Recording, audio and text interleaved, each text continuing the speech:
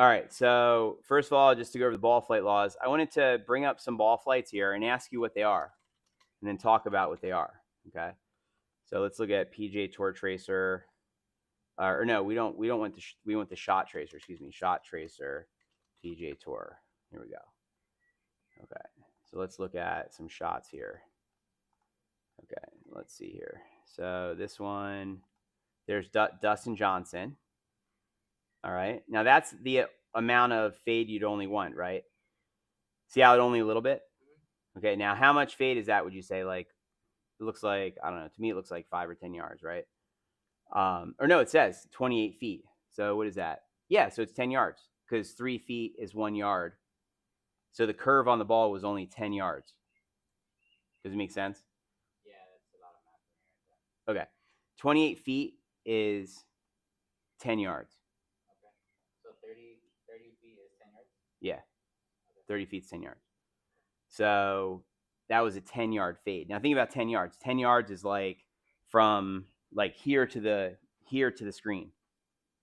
And so if we pace it off, right, look, so like let's see, so it's like 1, 2, 3, 4, 5, 6, 7, 8, 9. Okay, so it's a little bit more than that. So basically 10 yards is this distance here. That's the most you want your ball to move. More than that, it's going to be harder to control. You get what I'm saying? So now that shot he hit would be called a straight fade, is how we would describe that, because he basically started straight at the left edge of the fairway and faded it into the center. Now let's look at another here. Okay, now this one, let's see. That one again, the curve on his was only about 10 yards again. But his also was falling to the right. This one wasn't easy to see. There's Justin Thomas. Now, what is that shot he hit? Right? Slight straight draw, right? Okay. And then let's see this one here. This is Webb Simpson. This one is going a little bit to the right. It almost was straight though. Look, did you see that?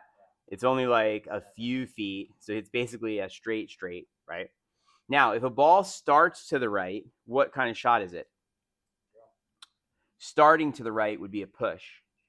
So if you come over here a second with me, the ball flight laws. So see over here on the wall? Okay, so where the ball starts is decided by your path, okay? So a ball that starts straight to the right is called a push. Now, a push could be a push fade, a push slice, push draw, or push hook. You could hit it straight. It could be a straight fade, straight slice, a straight draw, and a straight hook. Or you could hit a pull draw, pull hook, a straight pull, a pull fade, or a pull slice. The second shot, full slice? That would be a pull slice, probably. It's borderline pull fade, because 8.7 open is a little bit more than you want. Like I said, we'd want it most when you're going to fade it like 3 degrees open, maybe 4. Do you get what I'm saying?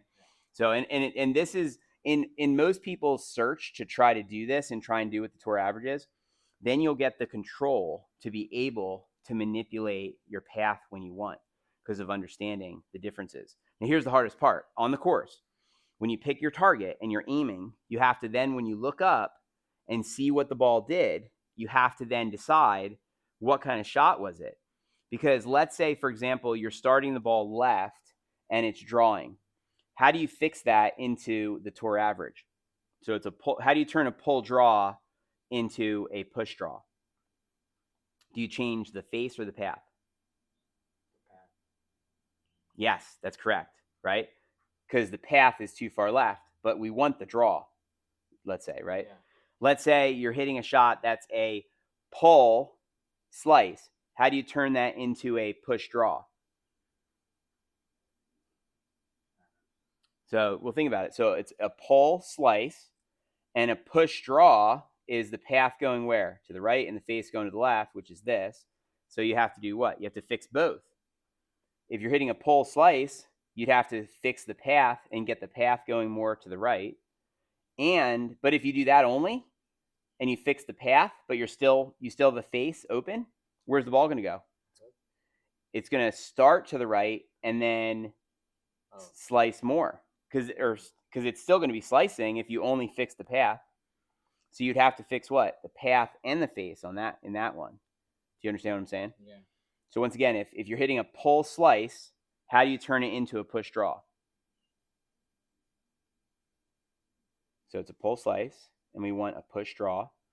So you have to change what? The path and the face, right? What if you're hitting a push slice and you want it to be a push draw?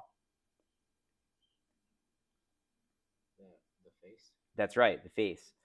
If let's say you're hitting a straight fade and you want it to be a straight draw. The face as well. Exactly. What if you're hitting too much of a push where it's starting too far to the right, but it's drawing? How do you straighten it out? That's right. So anyway, so that's the quiz, you see. So when you're looking up at your shot, you can't just be like, I don't know, it's kind of near the flag. You got to look at what's the curve, where did it start? Did it start on line? If it didn't start on line, let's say it's starting left and you want it to start straighter, what would you do? Fix the path or the face to get it to start on line more. That's right. The path decides where it starts. The face decides where it curves. Well, if you know that, well, then as you're playing, you can kind of like, oh, okay, the ball keeps curving offline. What's the problem? No, it keeps curving offline. The face decides the curve. Where the path is going decides the. So look, for example, watch this. Stand behind me real quick here. Okay, watch this, just to show you an example. Like stand like right here in front of the flight scope. I'm just gonna do 3 different shots here, where I change my path 3 different times. Okay, so I'm gonna swing a path that is too far to the right. So for example, on this one, my path is gonna go over that way, right? So ready, look. Where'd the ball start? Right. Now this time I'm going to make my path go now to the left, right? Sorry. Yeah, I'm fine. I put it too close. That's funny. But you get the idea. Did you see what I did? So basically my path went where? This way, right? You with me? Okay. And then if I wanted to go straight, I could go where? I could go straight along my feet.